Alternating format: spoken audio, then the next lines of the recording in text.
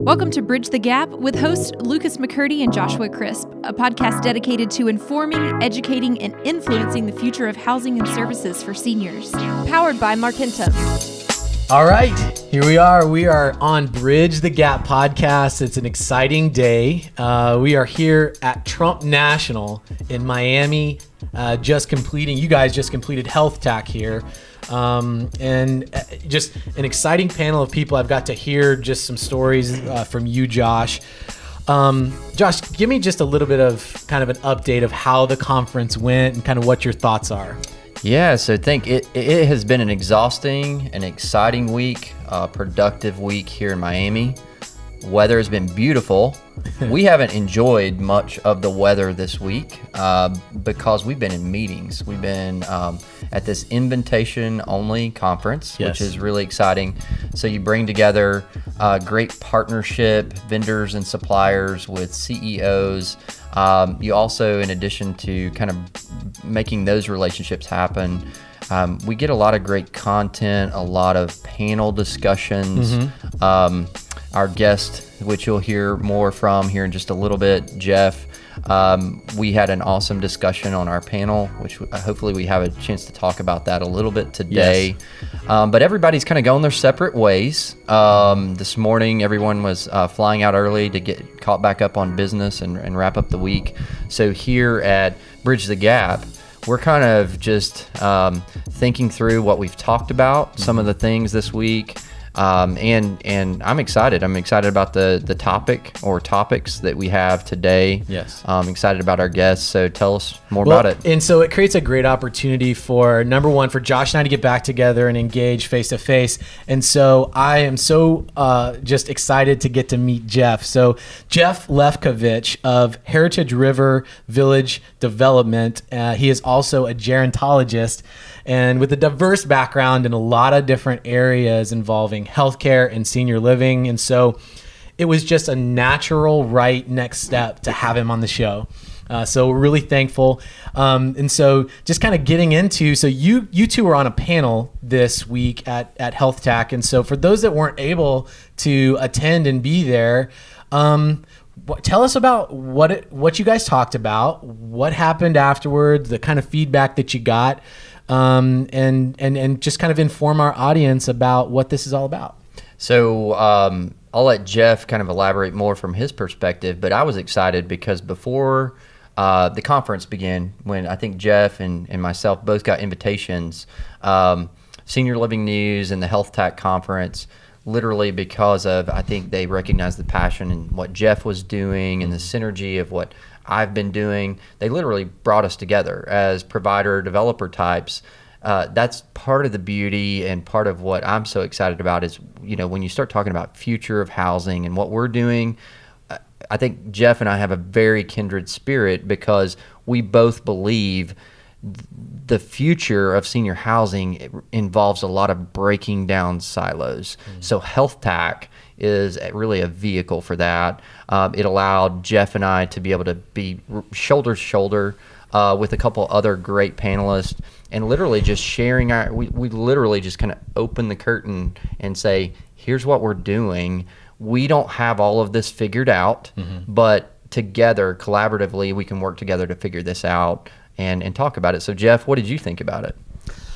The panel itself, I thought, was a wonderful opportunity for us to just talk about the ideas and the models and just share among us. Because what we're really addressing here is an agenda to move the industry in a direction that will eventually be more normal to everyone, more normal to the folks who are living there, who are working there, and just how the society in general sees the role of housing and support for an aging person. It's no longer something that's sort of segregated and set aside. It's something that is supportive of our natural human development journey. So this was really the first time for me to have an audience with Josh to talk about this and to see the reactions that we were getting back, and it was a real charge for us, I think. I think so. So the feedback that you kind of alluded to there was very positive. I think for all of us, we had at different points people coming up to us together, people coming up to us separately. A little bit thought-provoking. So some of the things that we were talking about, others have kind of thought about it in different ways. And then others, it's not even on their radar. And so it was like light bulb moment. Some people are, I think, oftentimes kind of threatened because, anytime you're talking about change or something that people aren't comfortable with, they're not comfortable with it, right? And so the discussions that we had after the panel, sometimes people are a little bit afraid to ask questions in a public setting, but it opened up dialogue, outside of that conference room that's, I think, will be going on for a long time. We're able to build some relationships with not only folks like us working together, but partnerships in the room with some vendors, some suppliers, technology that's going to be needed, where maybe this wasn't on their radar, but you're talking with the decision makers, the engineers, the owners that are like, we believe in where you're going. Mm-hmm. We're going to work with you to develop a solution to make this easier to happen. Well, and as an outsider, a partner vendor to the industry myself, I'm fascinated by this topic. And really, Josh, you were the one that has really introduced me to this conversation. And it's been a consistent theme in our podcast, not really intentionally, so to speak. And it just continues to come back up. And I'm fascinated that we continue to meet other people where it's like, hey, I'm thinking this way too. And so to have you two guys on the panel, I'm sure was an incredible experience. So let us in, where did you guys kind of start off on the topic of multi-generational, and what does that really look like in a model perspective? So I want to say, I think we probably both started at different points. So yes. For me, I'm an operator. I've been in the space, and it was more of seeing in the communities human interaction, things that are lacking from a housing perspective and design, also from a programmatic perspective, okay. What's lacking, and really a sense of it's not good to separate people just simply by age and acuity, and we need more than that. We need a sense of purpose, and we need more engagement. So there's a lot to talk about from my perspective. One thing I love about Jeff, and I'm like a sponge, is he's a gerontologist, right? So he studied this before he ever really started doing it. So he brings a whole unique approach.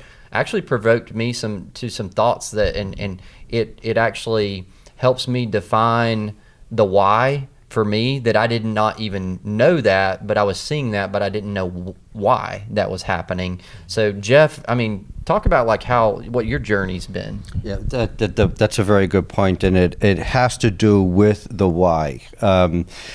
You talked a moment about how the notion of moving in this model is threatening to some folks in this industry, and it's because they're working with their own model and culture that works for them. It's easy to duplicate, and they just don't want to change out of that, and that's understandable. But here's the issue. The issue is that what we are doing isn't necessarily what people want. And I'm going to give you an example. There's a lot of talk about getting ready for the next generation, the baby boomers. We're serving the previous generations, and each of these generations have certain characteristics. It's based on the time period they were born, they grew up, major events that had taken place that they've all shared experience, social change and so forth. So there's a progression of characteristics between generations that's unique to the generation. But what I submit for everybody's consideration is the following. There is a human development journey that every one of us is experiencing together in our own way that transcends every generation. There are things that we are dealing with as individuals that have really nothing to do with the generation that we're part of. And what I'm referring to is the principles of human development. And what that means is that there's a set of requirements that each of us have that we may or may not be aware of. We don't really talk about too much because it is, again, something that we may or may not be aware of. But I'm going to list some things to discuss. First of all is that every one of us as individuals, we are works in progress from the moment we're born to the moment we pass. We have the capacity to grow and develop as an individual. Even as our bodies are changing and our bodies are declining, we have the capacity to learn and to evolve. We also have this need to be relevant, to be part of society, to be a contributing member of society, and that doesn't go away. What the challenge, though, is that society begins to see us as an older individual as irrelevant, without really a role. But what I suggest is that, well, maybe society and social structure has become irrelevant to an aging person. And it's that social structure that really needs to modify and adapt, because all of us here and everyone that is viewing this are going to have the same feelings of needing to be relevant and be a contributing member. There's also the issue of control. There's a concept referred to as locus of control. And that means that as we age, we need to feel that we have control over what's happening to us and around us. That doesn't go away.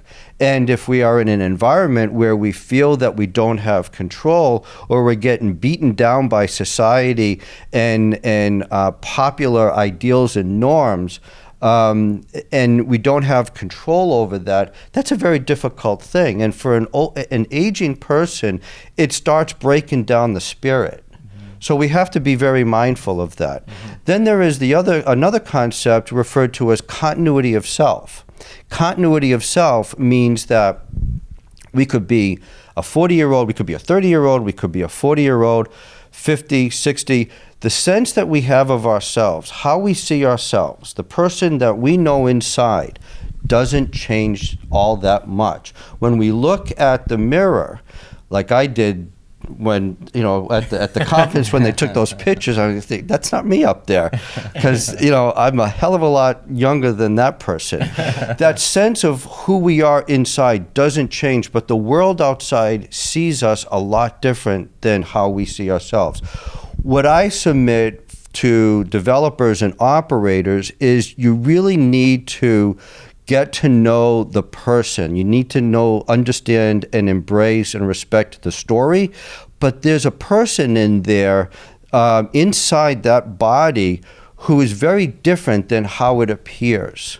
So that's continuity of self. That is very, very important in this whole thing. And then there is the issue of this progression of aging mastery.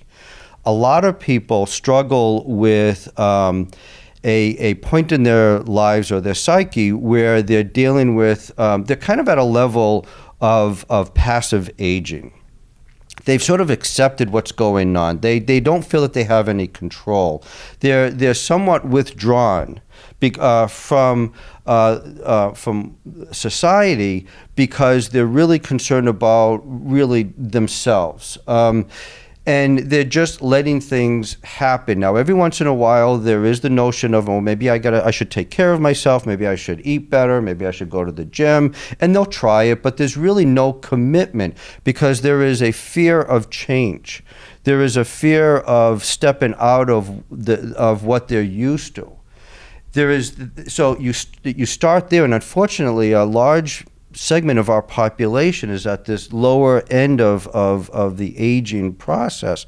And then there is the aging mastery. And it's a progression of about 6 stages. So aging mastery is at a point where we have not only embraced a commitment to ourselves to live a healthy lifestyle, and it's self-perpetuating because we've tested it along the way. Am I going to go to the gym? Sure, I'll go to the gym. Well, that wasn't too bad. I kind of feel better after doing that. I'm going to try that again, and I'm going to eat. I'm going to eat better, and I feel better because I ate well. It's reinforcement. Well, that reinforcement then becomes a lifestyle. And somebody who's at the point where they're really mastering and taking control of their aging process is now going from sort of inward thought to wanting to help other people and be supportive to other people. And they're far more engaged in what is going on culturally and socially. And we see that. We see different individuals along that spectrum within these communities. Interesting. Yeah. It's fascinating. It is. So I feel like even just hearing this again. So I heard this. We shared this. I forget what setting. Afterwards we were kind of talking, and I feel like I've had maybe like a gerontology 101.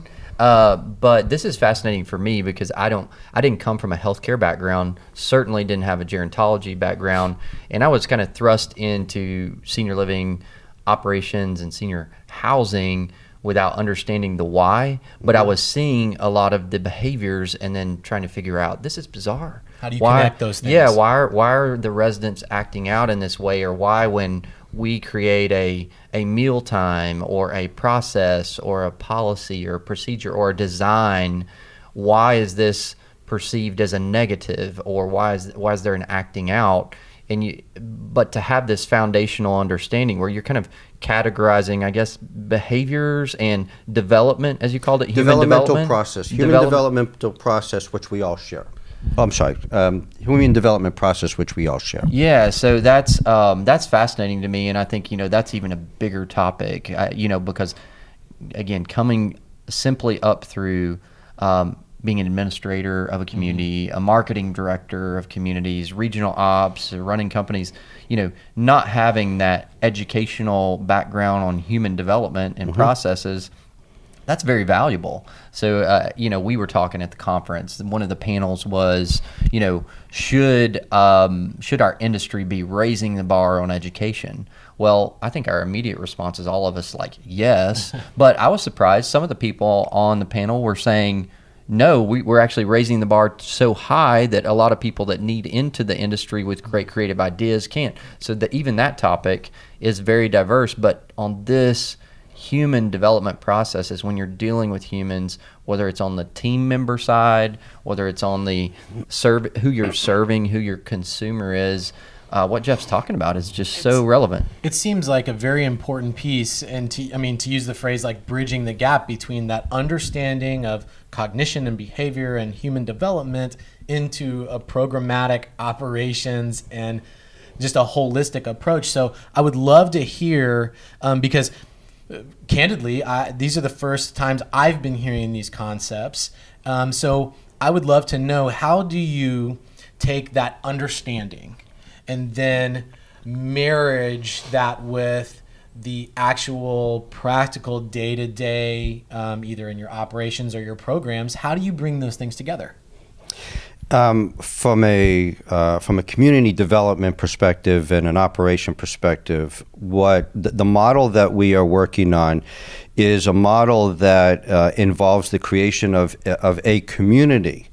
And when I say community, I'm not attaching the terms senior to it. It is a community that has a range of housing types and housing arrangements with different types of services and supports for people of all ages. Now, for an aging person who is finding that the home environment where they are is now full of obstacles, which includes social isolation, there's an element to the community that they can move into, preferably affordably, that has removed those physical obstacles and provide support to allow that individual to continue being the individual who they see themselves as.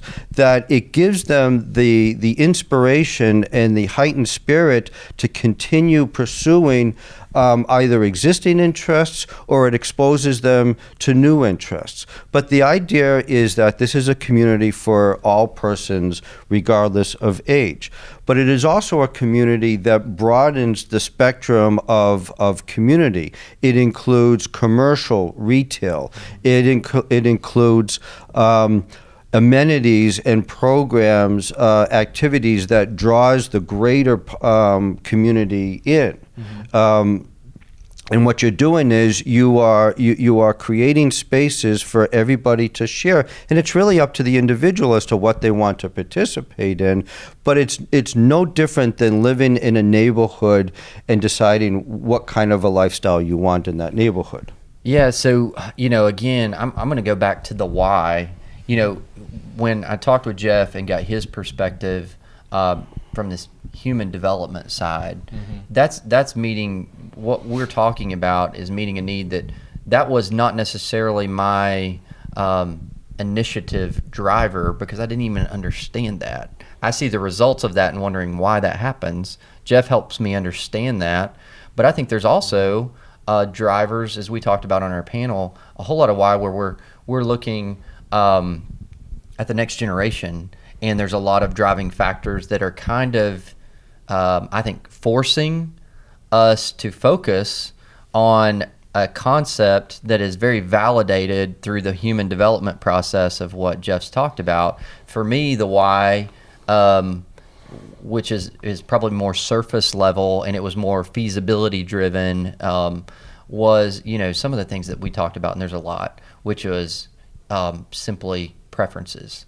And yes, my grandparents, who were currently, that generation, were caring for a lot of different just preferences. And a lot of those preferences probably, Jeff, were shaped, as you could tell me, as from the time they were born through their development phases, their human development phases. Those were very different influences on them than my parents, who are the boomers, and they're going to be the next generation, which is where my passion is how do we care and not forget about this generation, but how are we relevant to the next generation? So there's this whole lifestyle preferences difference, but then you've got the whole economy that's also been shaped through the human development process and things like that. But what my grandparents and their peers, many of them prepared their whole lives for retirement. They lived very conservative, thrifty spending, because maybe factors like living through the Depression and many recessions that they saw, that they needed to be very conservative. They weren't raised with credit cards. They weren't raised with technology, where my parents started technology, started credit cards, and were spenders, not necessarily savers. And they didn't have giant farms because they moved more than my grandparents. So those kind of things, I think, are changing. Well, what can the next generation afford? And Jeff and I talked a lot about, wow, we've got a real problem, because the typical product, for lack of a better term, that we're delivering to consumers is gradually going up, and it's really tailored towards this generation who's prepared, who can liquidate a lot of assets. The next generation, not so much. So there's a lot of, even those are just a couple of things. Another factor was the labor force. Like our labor force, the labor demands, the not only the changes in the population, but also just the labor demands and what people's expectations and what they expect out of a workplace and an employer, and what they want to do, what they don't want to do, technology impact on that. All these factors are just turning the industry upside down, which is also motivating that whether we do it for the why of human development, which is really why I believe we should be at our foundation doing it. We got to first understand it. Yeah. But two, it's going to flip upside down whether we are intentionally ready for it or not. So timely conversations like we've had at Health TAC and some other conferences, relationships like right here exist at this podcast, and starting this conversation, carrying the conversation, it's also relevant. That was part 1 of a 2-part series with Jeff Lefkovich. Powered by Markentum.